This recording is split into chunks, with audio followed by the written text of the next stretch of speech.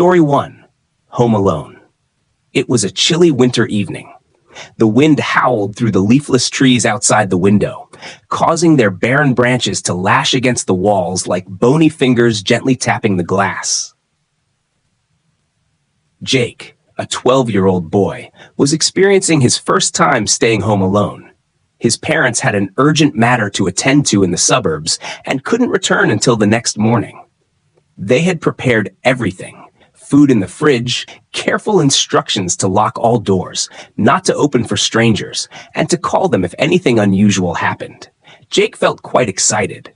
He thought being home alone wasn't scary at all. On the contrary, it felt like a small adventure. No supervision, no curfew, no strict bedtime.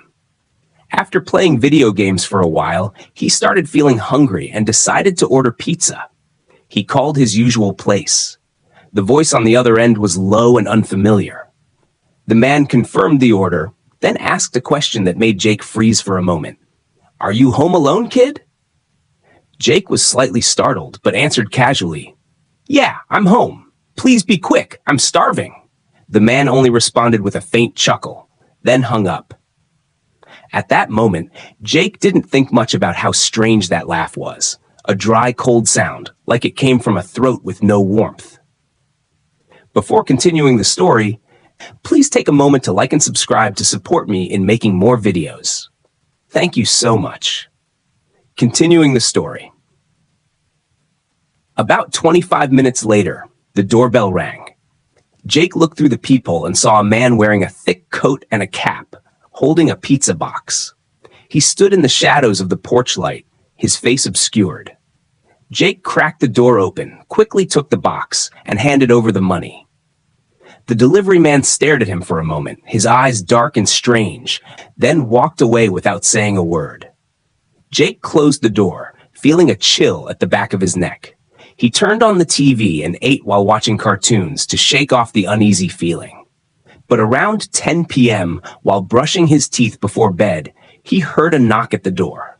Not loud, not rushed, just 3 soft knock, knock, knock sounds, as if someone was intentionally trying to stay quiet. Jake slowly walked to the door and looked through the peephole again. No one. He stood there for a few seconds, his heart beating a little faster, then returned to the living room. 5 minutes later, 3 more knocks. This time, Jake didn't go out. He trembled slightly, took out his phone to text his mom, but got no reply. He decided to double lock the door, shut all the curtains tightly, then went to his room, crawled under the blanket, trying to breathe steadily. A while later, just as he was about to fall asleep, he heard very soft footsteps in the hallway, near the bedroom window. Jake froze, eyes wide open in the darkness. In the faint moonlight, he saw a shadow glide past the window. Jake couldn't take it anymore. He slid off the bed and crawled under it, the only place that felt safe. From there, he called his mom, his voice trembling. It took a few tries to get through. Hearing Jake's panicked voice, his mother immediately called the police. He lay still, phone in hand. Then came a soft sound, like someone turning the doorknob. And then, silence. 15 minutes later, Jake heard the sound of police sirens outside and someone knocking, calling his name. Once he was sure it was really the police, he crawled out from under the bed and rushed to open the door. The police checked the entire house. No signs of forced entry, but there were faint, muddy footprints on the back windowsill. No one knew who had stood there, or for how long. Jake recounted everything. They suspected someone had been watching him after learning he was home alone, and most likely it was the pizza delivery man. Jake's family asked the pizza shop for the delivery driver's info, but they said no one matched the description. The order was recorded, but the name of the delivery person was completely unfamiliar to them. Security camera footage from the front of Jake's house was reviewed. Horrifyingly, footage from around 9 p.m. showed a man in a coat and cap with his face obscured, standing motionless in front of the house for nearly 45 minutes, occasionally knocking softly. He was not a delivery worker, and after the police arrived, he vanished into the night. After that night, Jake was never left home alone again. And ever since, he always wondered, did the stranger only want to scare him? Or did he have something far more sinister in mind? Story 2. The Woman at the Gate. It was a peaceful autumn evening. The wind rustled through rows of trees, shedding golden leaves, creating a soft, whispering sound like distant voices. Lan, a young woman living alone in a small house on the quiet outskirts, had just finished a long day of work and was preparing a cup of hot tea to unwind. The house was quiet, with only the soft music playing from a Bluetooth speaker on the table. The clock struck 9 p.m. Lan was tidying up the kitchen when she suddenly heard knocking at the front iron gate. She was surprised. This area was isolated, neighbors were hundreds of meters away, and she wasn't expecting anyone at this hour. Looking through the living room window curtain, she saw an elderly woman standing right at the gate. The woman wore a long, light gray coat, clutching an old handbag, her hair messy. Under the yellow porch light, her face looked pale, her eyes hollow, and her gaze indescribable. Lan slightly opened the window, keeping a safe distance. "Can I help you with something, ma'am?" The woman reached out a hand, her voice shaky, almost pleading. "Dear, I'm lost. My phone's dead. Could I please come in to use yours for a bit?" Lan hesitated. The woman looked pitiful, but something felt off. Her instincts warned her that something wasn't right.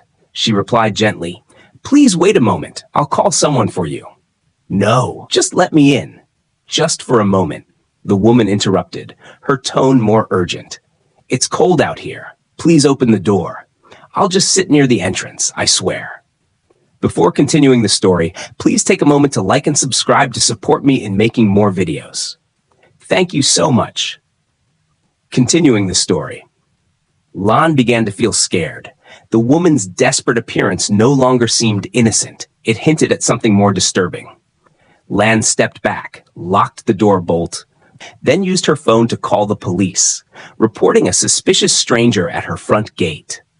She returned to the window. The woman was still there, unmoving, just staring at the house with empty eyes and lips moving continuously. Though she couldn't hear clearly, Lan had the eerie feeling that the woman was whispering nonsense. 10 minutes passed. Lan turned on all the lights, shut the curtains, and curled up on the sofa with her phone still in hand. Every passing minute felt like torture. Outside, the woman never left. No shouting, no banging, just standing still and staring in. At that moment, Lan received a call from the police dispatch. They said an officer was on the way and would arrive in 5 minutes. They advised her to stay calm and not open the door. But when the police arrived, things got even stranger. 2 officers entered the yard, calling out. They checked around the house, shining flashlights into every corner. Lan peeked through a slit in the curtain, her heart pounding. A moment later, the officers knocked on her door. She opened it, trembling. "You said there was an elderly woman at the gate?" one asked. "Yes, she stood there for almost an hour, crying, begging to come inside. But something was wrong with her." "There's no one here. We didn't see any sign of anyone leaving either. And your gate wasn't even locked. Why didn't she just come in?" Lan froze. She was certain she had locked the gate earlier with a heavy padlock. There's no way someone could have opened it without making a sound. She recounted everything in detail. One officer suggested checking the security camera at the gate, installed the year before. They reviewed the footage together. The night vision image was grainy, but clearly showed. The woman had stood there for nearly 2 hours, completely still. She didn't knock, didn't wave, didn't move her lips. She just stood there, eyes wide open, staring into the house like a statue. And then, about 3 minutes before the police arrived, she vanished. No turning, no walking away, no leaving the frame. Just gone. The footage ended with an empty yard, gate still shut, lock still in place, no one nearby. The police couldn't explain it either. They advised Lan to lock up carefully and maybe ask a friend or relative to stay with her for a few days. Before leaving, one officer turned back and whispered, "This is strange. 10 years on the job, I've never seen anyone stand that still for hours. No blinking, no movement. That's not a normal person, miss." That night, Lan couldn't sleep. In the following days, she moved back in with her parents. When she returned to pack her things, she noticed something.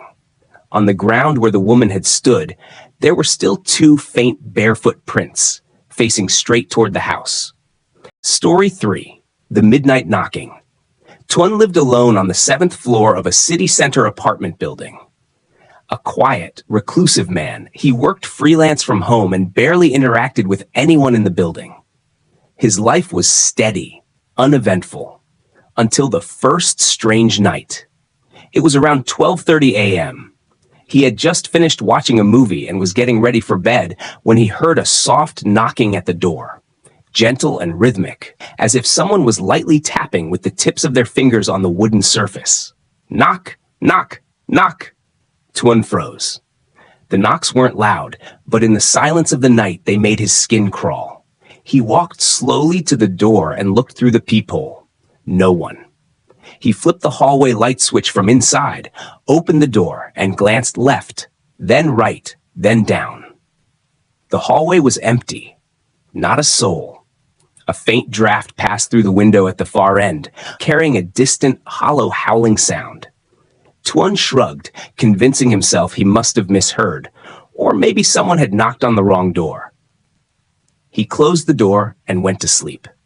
But then, the next night, at the exact same time, the knocking returned. This time, Tuan stood still behind the door.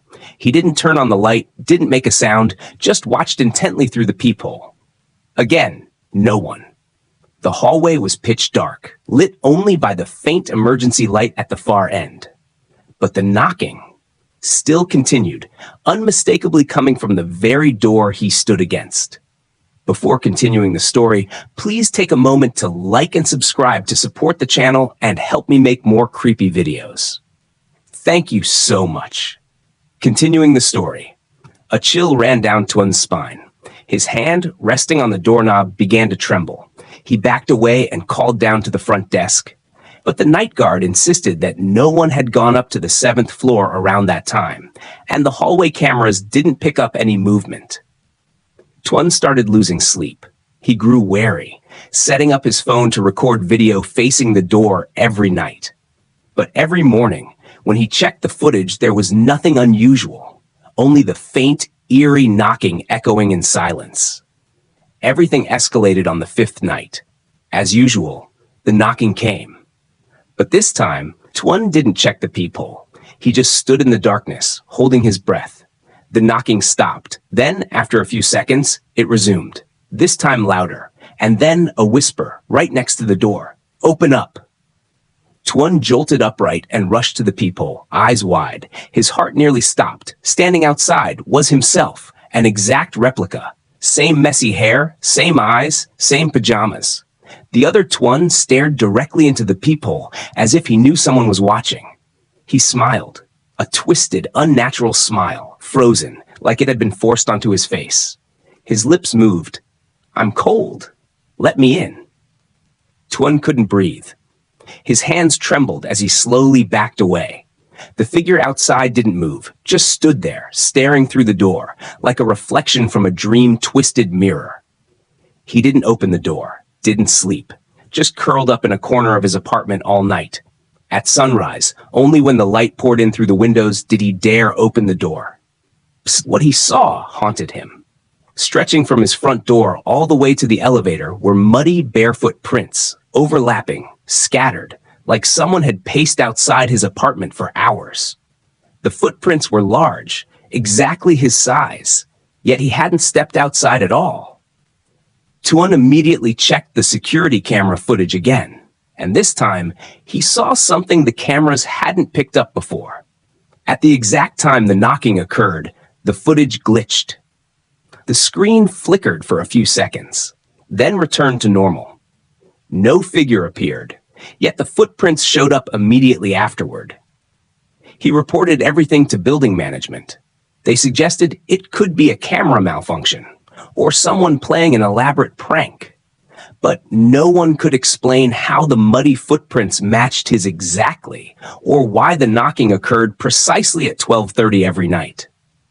With no other choice, Tuan decided to leave the apartment and temporarily move back in with his parents. Before he left, he stood quietly in front of his door one last time. He couldn't shake the feeling that something was still inside, watching him from within. That night at his parents' home, exactly 12:30 a.m., his phone vibrated.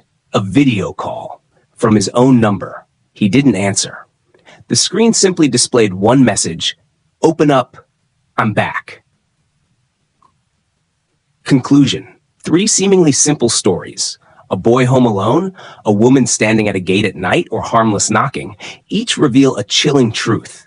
The line between safety and danger is terrifyingly thin. 1.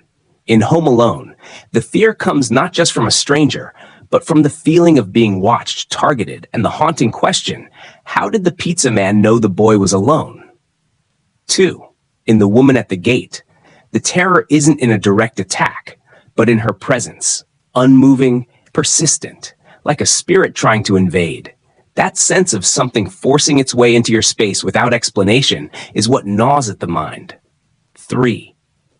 And in The Midnight Knocking, the fear reaches its peak when the thing knocking is a copy of yourself, as if something is trying to replace you, deceive you, or pull you into another reality.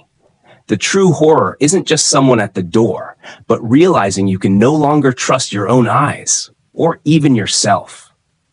If you found this story chilling, don't forget to like and subscribe for more incredible, terrifying videos.